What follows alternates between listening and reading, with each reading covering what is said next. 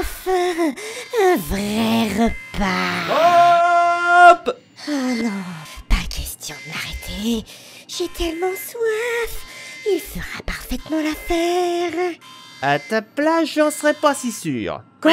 Je te rappelle que Jean Purin de la Bétonnière est un fanatique raciste, sexiste et rétrograde. T'es sûr d'avoir envie de son sang dans ton estomac? Maintenant que tu le dis... Sans compter que, si tu le mords, il deviendra comme toi, un vampire, immortel et doté de grands pouvoirs. Tu es certaine d'avoir envie de transmettre un talent pareil à ce mec? Faut faire cool en fait. Vas-y, mords-moi. Ouais, je crois que j'ai pas si soif que ça en fait. Bon, Igor, ramène-le dans sa cabine et synthétise-lui un peu de sang, histoire de la faire patienter. Ça marche. Pourquoi tu n'as pas les fait mordre? Quoi, c'était trop implicite? Retourne à ta cabine et laisse-moi analyser l'épisode, si tu ne veux pas que je teste mes armes anti-vampires sur toi, compris?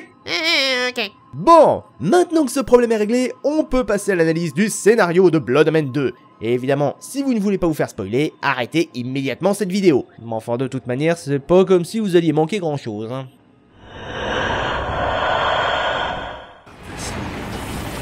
We're close. There should be an oasis in the...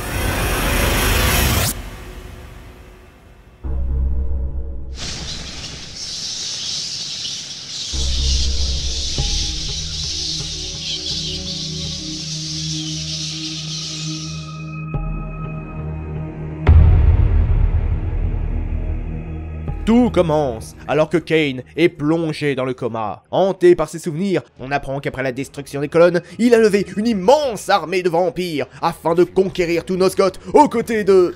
Vorador. Bref. Alors que l'armée semble inarrêtable, voilà qu'elle arrive aux portes de Meridian, la capitale de Nosgoth, dont on n'a jamais entendu parler dans Blood Omen 1 alors qu'on avait déjà 2 rois qui se disputaient le pays. Elle commence vachement bien cette histoire. Mais un ennemi inconnu, le Seigneur Séraphéen, a ramené à la vie l'ordre des chasseurs de vampires afin de pallier à la menace des buveurs de sang. Kane l'a personnellement affronté avec la Soul River, mais a perdu le combat, et sa défaite fut telle qu'il passa 200 ans dans le coma, une période durant laquelle les Séraphiens ont pu raffermir leur prise sur Nosgoth et l'agrémenter d'une technologie steampunk, et ont au passage réduit les humains en esclavage sous prétexte de les protéger. Alors qu'il s'éveille, Kane est accueilli par Uma, une représentante de la Cabale, la résistance des vampires, qui a veillé sur l'ancien leader pour mieux prendre une revanche sur les Séraphéens. Convaincu de se remettre au travail pour bouter le Seigneur Séraphien hors de son trône, Kane se révèle trop affaibli par son coma et sa mémoire est légèrement morcelée, ce qui nécessite qu'Uma lui fasse son éducation. Apprends que tu es plus fort et plus rapide qu'aucun mortel.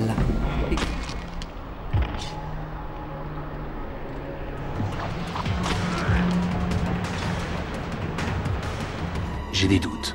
On découvre aussi les glyphes, qui ici ne sont plus des pouvoirs va te faire maître Soul Reaver, mais une technologie soumise à la société secrète des serviteurs de glyphes. Kane finit par rallier le sanctuaire de la Cabale et en rencontre enfin le mystérieux chef qui n'est autre que...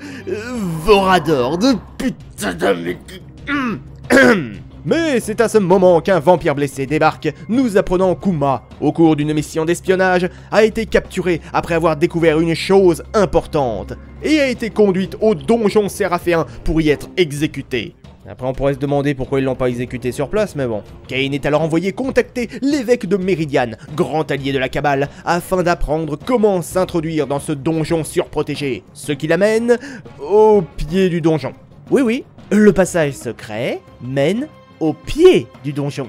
Traduction, on aurait pu se démerder tout seul, sans recourir à l'évêque, on serait arrivé exactement au même endroit. Kane finit par libérer Uma, mais les 2 compagnons se retrouvent nez à nez avec le Seigneur Séraphéen, qui avait probablement décidé de passer par là. Dis donc, t'avais pas dit que t'essayais d'être sympa avec les coïncidences? Je l'aurais fait, si le scénario n'était pas déjà gavé d'incohérences. Kane ne doit sa survie qu'à Uma, qui les téléporte au sanctuaire avant de dévoiler cette découverte.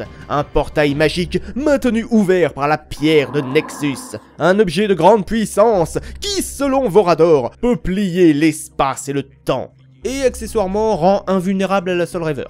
Comme par hasard. Bref, Kane se rend dans le quartier industriel, et alors qu'il s'apprête à s'emparer de la pierre, voilà que débarque Sébastien, un ancien compagnon d'armes de Kane. Une fois vaincu, il révèle que le Seigneur Séraphéen a mis en place un grand projet pour se débarrasser une bonne fois pour toutes des vampires. Le mécanisme. Oui, je sais, niveau nom, on a déjà vu mieux. Le mécanisme est une conception antédiluvienne se trouvant sous Méridiane et dotée d'une puissance sans commune mesure. Devant son récit, Vorador nous parle alors de légendes anciennes sur des machines gigantesques enfouies sous terre depuis des millénaires par les dieux eux-mêmes. Il envoie alors Kain rencontrer une mystérieuse voyante et cette dernière lui explique que pour soigner Nosgoth du mal qui le ronge, il faut détruire le mécanisme. Et restaurer les colonnes peut-être? Non, parce qu'à la base, c'est un peu ça qui a corrompu Nosgoth. Que les colonnes soient détruites et jamais restaurées. Pardon, quoi? On s'en contrefout des colonnes?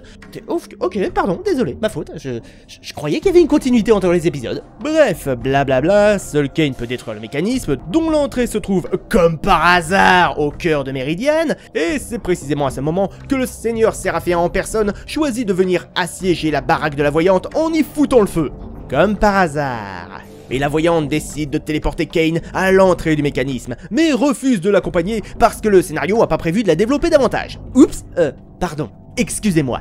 Elle ne l'accompagne pas parce que... Mon destin semble devoir suivre une autre route. Au revoir, Kain. Kain y fait la rencontre d'une étrange créature réduite en esclavage par les concepteurs du mécanisme, son énergie vitale étant absorbée pour alimenter la machine. Mais Kain ne pouvant détruire cette dernière seule, il doit obtenir l'info sur son point faible en demandant l'aide de son principal architecte, le bâtisseur. Quand je vous disais qu'il se foulait pas sur les noms dans le jeu, je plaisantais pas. Le bâtisseur donc, qui se trouve enfermé dans la prison éternelle. Et coup de bol, on a justement un passage qui relie le mécanisme à la prison. Les choses sont tellement bien faites parfois. Kain finit par retrouver le bâtisseur, qui lui révèle la nature du mécanisme, une arme conçue à l'époque où deux races anciennes s'affrontaient pour la domination de Nosgoth.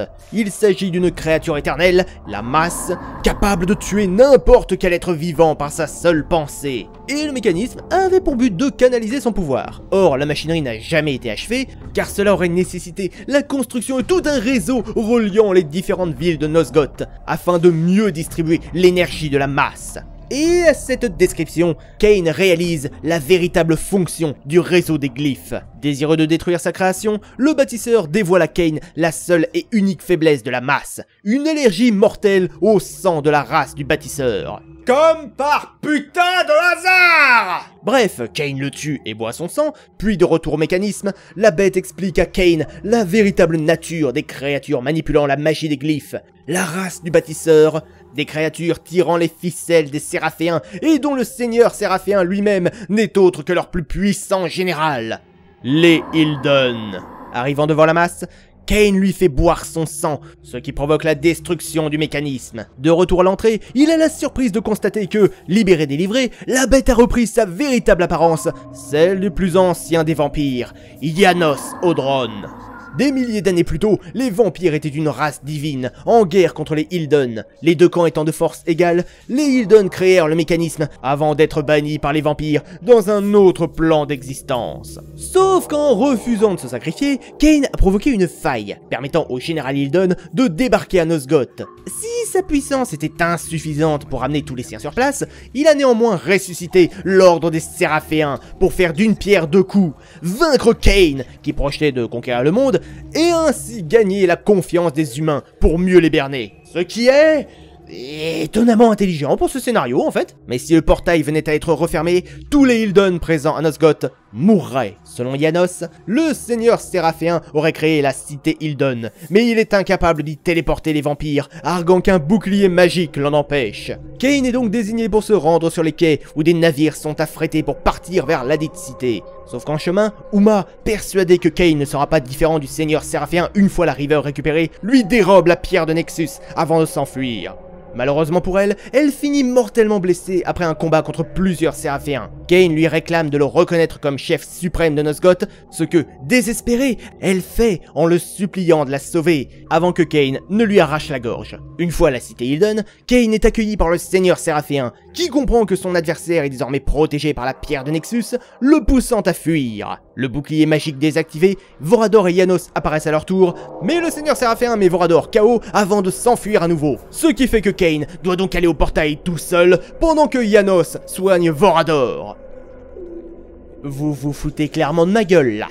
Vorador est un vampire, il a pas besoin d'un sort de soin. Oh puis merde. Bref, Kane se retrouve enfin face au Seigneur Séraphéen, et ce dernier semble avoir une nouvelle révélation à offrir à Kane. Ne t'es-tu pas demandé pourquoi autant de tes partisans s'étaient agenouillés devant moi, me reconnaissant comme leur seigneur et se soumettant à ma cause? As-tu jamais envisagé que ma cause, plutôt que la tienne, puisse être celle de la justice? C'est un argument de merde. Parce qu'entre le gars qui veut conquérir le monde pour son profit et l'autre qui veut éradiquer les humains et les vampires pour ramener la suprématie de son peuple, je crois que Kane est un chouïa plus juste. L'affrontement commence alors, mais tant que Kane porte la pierre, il est protégé de la River, mais ne peut la lâcher pour détruire le portail. Ce qui fait que le Seigneur Séraphéen n'aurait qu'à attendre que son armée le rejoigne pour gagner. Je reviens sur ce point tout à l'heure, vous inquiétez pas. Mais Kane balance la pierre de Nexus dans le portail. Seul moyen de le détruire, je sais, ça n'a aucun sens, vos gueules! Et c'est à ce moment que Janos apparaît, révélant que les Hildon sont responsables de la dégénérescence des vampires. Il leur ont lancé une malédiction, les transformant en buveurs de sang. Un bref combat s'engage, mais le général Hildon finit par balancer Janos à travers le portail pour qu'il y soit torturé pour l'éternité. Et si vous faites partie de ceux qui se demandent par quel miracle Janos a été incapable de se servir de ses ailes pour ne pas tomber dans le portail, bienvenue au club. Le général Hildon est finalement vaincu par Kane, mais ce dernier précise que l'avantage de la dimension démoniaque, c'est qu'elle rend ses habitants éternels, et donc ils retenteront leur chance une autre fois. Mais Kane demeure stoïque, précisant qu'il sera toujours là pour les repousser.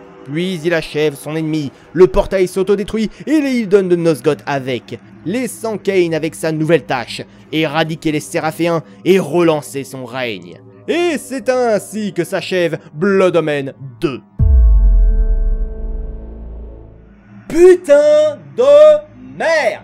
Vous vous en êtes probablement rendu compte, Blood Omen 2 ne possède pas du tout le même level d'écriture que Soul Reaver. Et pourtant, il y a quand même de bonnes idées, hein. Le coup de la prison éternelle, par exemple. Putain, qu'est-ce que ça avait l'air cool! Même si c'était pas cohérent dans le fond, mais j'y reviens plus tard. Mais la vraie bonne idée, c'était la création des Hildon. Blood Omen 2 a écrit l'histoire très ancienne des vampires, en faisant une race quasi angélique maudite par ses adversaires, condamnant ses membres à devenir des monstres, et dont Janos Audron est le dernier représentant. Et les Hildon eux-mêmes, une race qui a dégénéré après avoir été bannie dans un plan extérieur. Même si c'est pas logique que le bâtisseur se soit autant dégradé que les autres alors que lui n'a jamais été banni, mais bon. D'ordinaire, c'est à ce moment que tu fais une transition pour dire que les personnages sont bien écrits et tout.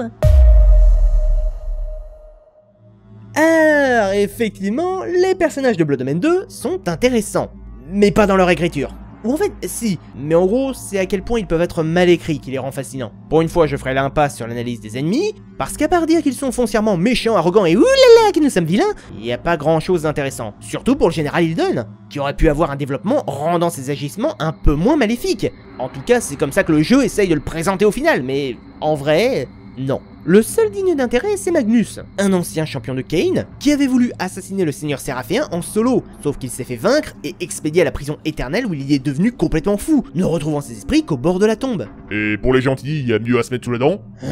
Ah, faut croire que non. Eh bien, commençons avec le personnage le plus insupportable de l'histoire, et qui a probablement fait faire de monstrueuses crises d'urticaire aux plus féministes des gamers.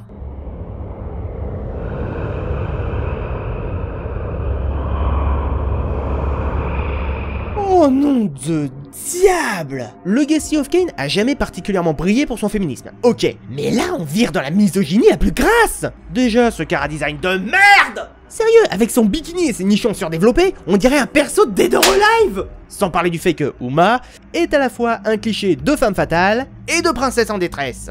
Le seul point un tant soit peu intéressant pourrait être celui où elle refuse de parler tant que Kain ne l'a pas délivré, sous-entendant qu'elle lui fait pas confiance, ce qui est compréhensible, et en même temps, j'y crois moyen. Mais vu à quel point ses Robert sont plus développés que sa personnalité, ça aide pas à se faire une opinion. Ça fait plaisir de voir que je suis pas la seule à râler là-dessus. Maintenant, passons au personnage le plus incohérent de l'épisode.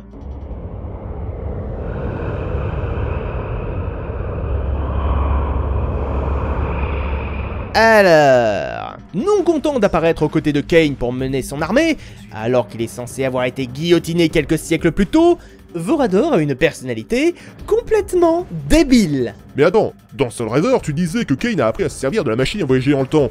Donc, qui te dit qu'il s'en est pas servi pour aller sauver Vorador?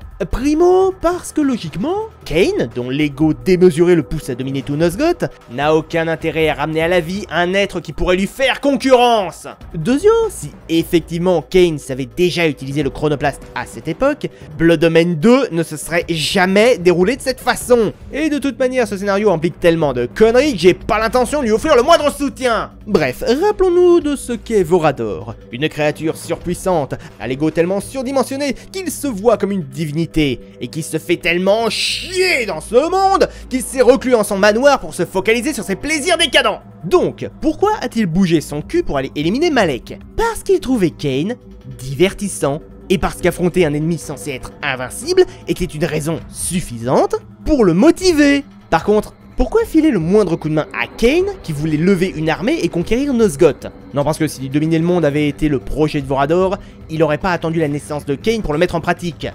Vorador, le sado-hédoniste réformé de la forêt de Termagant, que j'avais rencontré une fois auparavant, avant qu'il n'endosse son costume de patriarche. Je savais qu'il ne fallait pas lui faire confiance. Quoi? Pourquoi? Non, sans déconner. Contrairement à beaucoup d'autres personnages de la saga, Vorador n'a jamais essayé de manipuler Kain. Au contraire, c'est probablement un des seuls auxquels on peut faire vraiment confiance. Sans parler du fait que, si tu lui faisais pas confiance, pourquoi c'était ton lieutenant sur le champ de bataille? Mais un point censé être important dans la psychologie de Vorador, c'est Uma. Car Vorador semble attacher la damoiselle. Ce qui a conduit certains à supposer que Vorador aurait soit créé Uma, soit qu'il en serait amoureux. Alors, dans un cas comme dans l'autre, de la part d'un mec qui transformait toutes ses épouses en esclaves sexuels soumises à sa volonté, j'ai un peu du mal à l'imaginer avoir une relation ne serait-ce qu'amicale avec une femme. Et niveau puissance, le mec a des sens tellement pétés qu'il peut deviner où se trouve pratiquement n'importe qui dans Meridian. Combiné au murmure, la capacité des vampires à se parler sur de longues distances instantanément, et au fait que la plupart des buveurs de sang n'ont pas trop de difficultés à tenir les Séraphiens en respect, comment ça se putain de fait que les vampires aient pu se faire éradiquer? Conclusion, Vorador est à la fois un mauvais chef et un mauvais stratège, qui en plus ne quitte jamais le sanctuaire alors qu'il est censé être surpuissant, et la seule fois où il vient filer un coup de main sur le terrain, il se fait one-shot et a besoin qu'on le soigne. Bien, passons maintenant au personnage le plus important, et évidemment le plus foiré de l'histoire. Un peu moins charclé que Vorador, mais enfin quand même.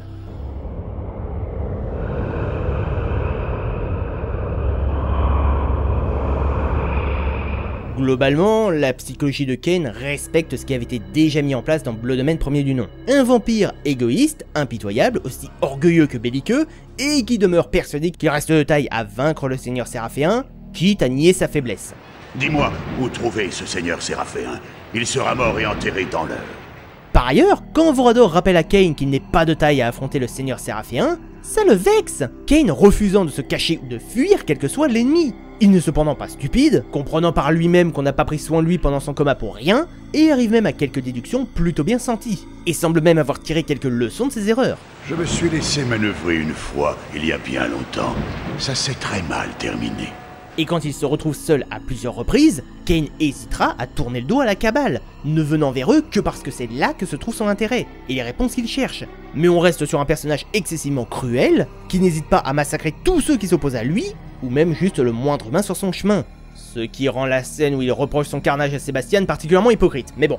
Mais aussi c'est un être qui abhorre la trahison, et n'hésite pas à éliminer ses propres subordonnés au moindre écart. Et oui, l'arrogance de Kain est également son point faible, et le général Hildon en est conscient, usant de remarques rabaissantes pour pousser le vampire à oublier toute prudence. Le gros problème, c'est que autant ces aspects sont respectés, et en même temps complètement piétinés. Kain est censé être intelligent et rusé, le mec qui ne voit pas l'intérêt de la pierre de Nexus. Oh putain, on vient de te dire qu'elle permet de manipuler l'espace et le temps. Avec un truc comme ça, tu es littéralement du niveau de Moebius. Évidemment que c'est super utile, triple con. Nous avons rencontré le Seigneur Séraphéen. Il s'est montré. Il est d'un soupçon plus puissant que je ne m'y attendais. Et il dispose de la Soul River. Étrange que tu ne m'aies pas dit cela dès le départ. Tu le fais exprès là. Le général Hildon t'a vaincu alors que tu portais la River, une arme d'une puissance pratiquement illimitée. Tu croyais qu'il allait faire quoi avec? Te la laisser? Mais aussi, je sais pas ce qui est passé par la tête des développeurs, mais visiblement sur la fin, ils ont voulu sous-entendre qu'en fait, Kain n'était pas si méchant que ça. Une fois de plus, je commençais à ressentir les obligations du pouvoir et cette nécessité de faire régner la justice de manière équitable. Kane? Juste et équitable? À quel point vous avez rien pigé au perso en fait?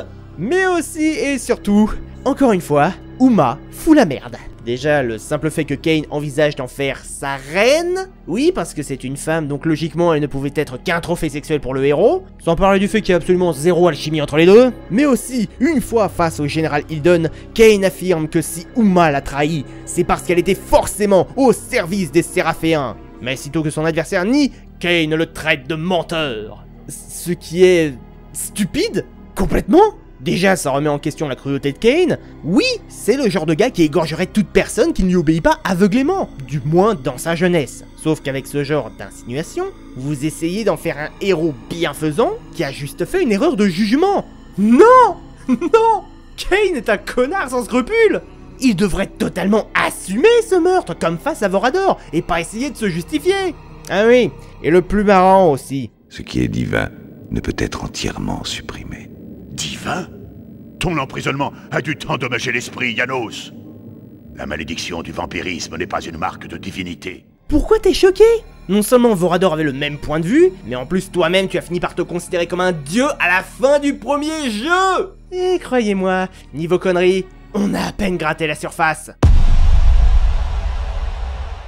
Non! Par quoi je commence? Le fait que le Seigneur Séraphéen soit toujours vivant après 2 siècles et qu'absolument aucun humain ne se pose la question à ce sujet? Les Séraphéens c'est des humains à la base, et les seuls humains immortels dans le Legacy of Kain c'était les gardiens des colonnes. Or les gardiens des colonnes a pu terminer. Ou alors la pierre de Nexus qui rend invulnérable à la River pendant les cinématiques, mais pas dans les séquences in-game. Les dons obscurs censés être uniques et propres à chaque vampire, mais qui en fait peuvent être possédés par plusieurs individus. Ou bien la négation complète du côté hardcore à tuer des vampires. Car oui, on a plusieurs renégats à affronter, et si vous vous souvenez bien de Soul River, il faut utiliser une méthode spécifique pour les achever, les empaler, les brûler ou les jeter à la flotte. Sinon, les bestiaux guérissent et reprennent la baston. Et ici, on en a 2 qui crèvent à cause d'une chute mortelle, un qui se fait écraser par une statue, un qui se fait brûler vif par des vapeurs mais qui a tout de même le temps d'une dernière discussion avant de clamser, et la dernière qui se fait égorger.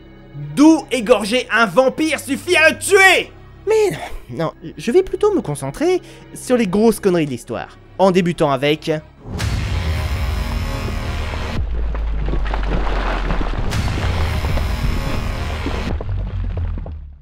Oui, vous avez bien lu. Kain, un mec extrêmement arrogant et cruel, qui a été vaincu par le Seigneur Séraphien alors qu'il portait la River, l'arme la plus puissante du monde, est le seul espoir des vampires. Raison pour laquelle ils ont veillé sur lui et attendu son réveil pendant 2 putains de siècles. Alors qu'ils ont Vorador dans leur camp, le plus puissant vampire de Nosgoth. Et ils essayent de faire passer ça avec l'idée que Kain est en réalité le seul vampire à ne pas être connu des Séraphéens.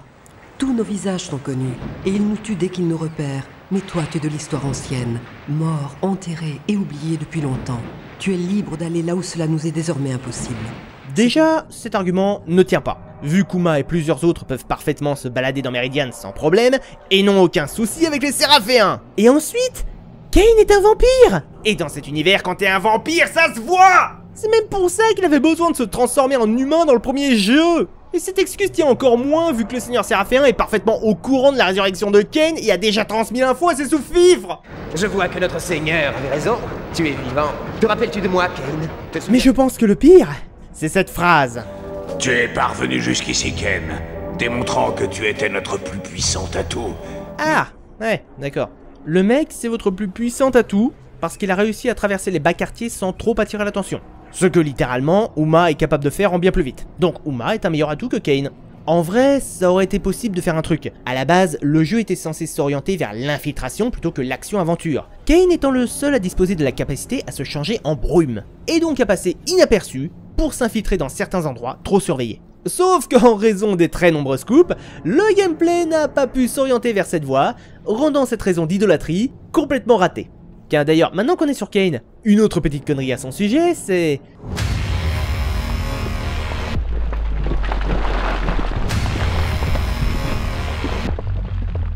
Car oui, visiblement, Kain aurait été incapable de créer une nouvelle race de vampires et aurait donc eu recours à Vorador pour lever son armée. Tu as créé une nouvelle race, ce à quoi j'avais toujours échoué.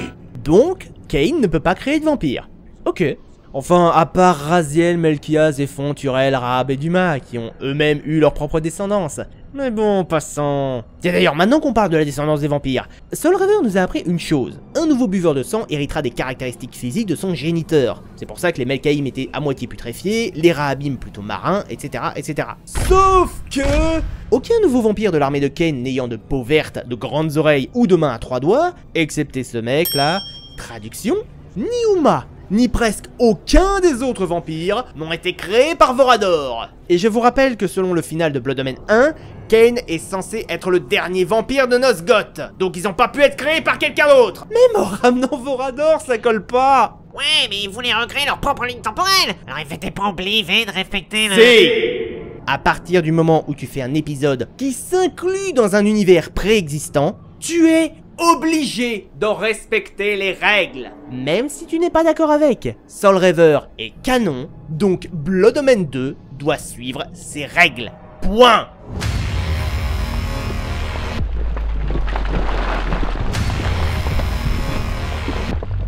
Je viens de réaliser un truc.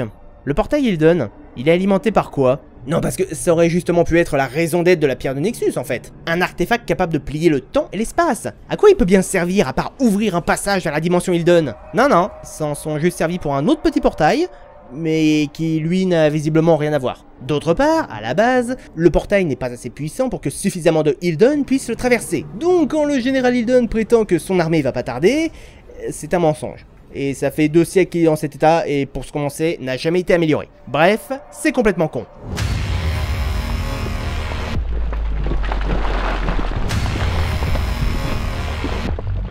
En soi, je trouve l'idée de la prison éternelle excellente, et elle ajoute une couche de folie et de purgatoire à Nosgoth. C'est un lieu où des individus responsables de crimes, non seulement envers les hommes, mais aussi envers les dieux, sont enfermés pour retrouver un certain équilibre intérieur, par le biais de torture. Sauf que ça sous-entend pas mal de questions. Primo, qui décide de qui on enferme dans cette prison? Est-ce que ce sont les geôliers eux-mêmes ou les autorités de Nosgoth? Est-ce que les geôliers ont une capacité à repérer les criminels de ce genre? Vu que c'est une prison hors du temps, je pencherai pour cette solution. Sauf que du coup, ça implique la deuxième question. Deuxio, si effectivement il y a une capacité à repérer les pires criminels et à les conduire dans la prison éternelle, ça sous-entendrait que Kain et Vorador n'ont jamais commis suffisamment d'horreur pour mériter d'y être enfermés. Et voilà comment une très bonne idée de niveau est complètement ruinée par son incapacité à s'inclure de façon cohérente dans la saga. Allez vous faire foutre. Puis de toute manière, la prison s'autodétruit à la fin, alors... Ah bah tiens, je voulais passer à l'interprétation, bah ça en sera le premier point.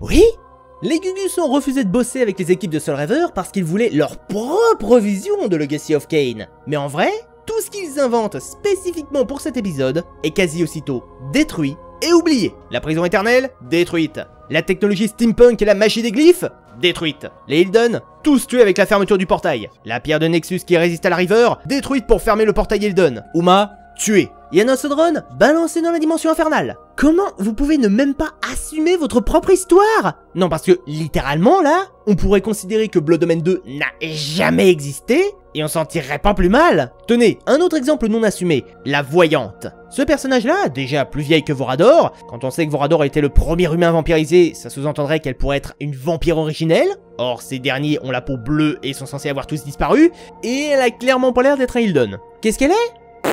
Aucune idée. On n'en a jamais entendu parler avant, et on n'en entendra plus jamais parler après. Vu que, pour ce qu'on en sait, elle se laisse buter par le Seigneur Séraphéen. Et quand Kain lui demande exactement ce qu'elle est, elle réplique que ça ne le regarde pas. Oh, attendez, excusez-moi, je vous mets la scène avec les sous-titres, histoire qu'on comprenne mieux. Quel genre de créature es-tu? Tu ne ressembles à aucun vampire que j'ai rencontré. Ce que je suis n'est pas ton affaire. Le temps presse. Ah bah voilà, c'est plus clair comme ça. Pareil avec l'idée que le portail serait le cordon ombilical reliant les Ilden à la dimension démoniaque, et que si celui-ci est rompu, ils mourront tous. Mais les Ilden sont pas originaires de cette dimension, ils y ont juste été bannis. Sans parler du Seigneur Séraphéen lui-même, qui a conçu le portail. Donc lui, il en avait pas besoin pour rester en vie. Mais là encore, c'est une façon de ne rien assumer. C'est un peu comme avec la saison 8 de Game of Thrones. On a un bouton off pour envoyer toute une nouvelle espèce sous le tapis d'un seul coup. Et je me demande si les mecs avaient pas juste les foi d'assumer leur travail, ce qui serait d'autant plus hypocrite après un développement pareil, ou si ce seraient les grands pontes qui seraient intervenus en mode « Eh oh, arrêtez les conneries, vous commencez à faire n'importe quoi ». Si ça se trouve, c'est peut-être juste l'équipe de Enix qui s'en est plainte, et vu que eux avaient fini Soul River 2 en avance, ils auraient eu gain de cause. Pourquoi pas, hein, c'est ma théorie. Ceci dit, ça n'empêche pas l'hypocrisie totale et absolue.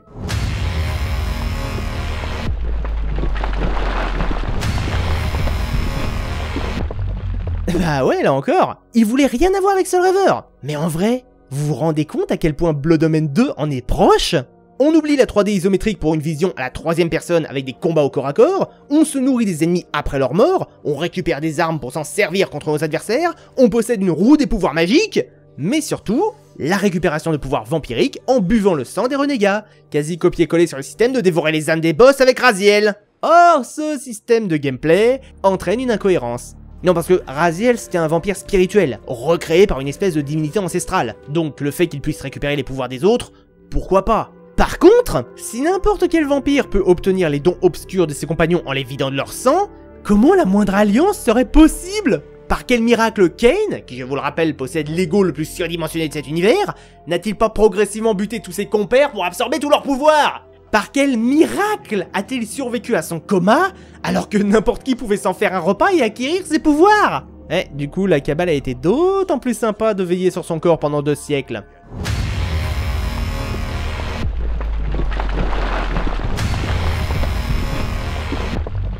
Dernière interprétation que j'ai pu faire, c'est le cas des religions. Parce que c'est vrai que jusqu'à présent, il n'y avait pas de religion dans Legacy of Kain.